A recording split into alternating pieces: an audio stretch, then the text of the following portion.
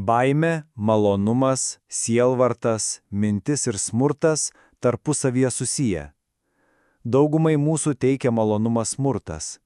Nemėgti ko nors, nekęsti tam tikros rasės ar žmonių grupės, jausti priešiškumą kitiems.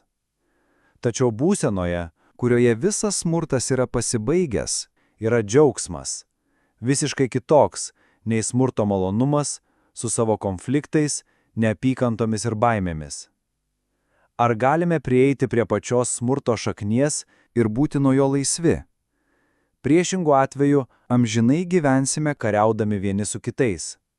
Jei taip norite gyventi, ir regis dauguma taip ir gyvena, tuomet tęskite. Jeigu sakote, atsiprašau, smurtas niekada nesibaigs, tuomet jūs ir aš nebeturime bendros kalbos. Pats užtvėrėte savo kelią.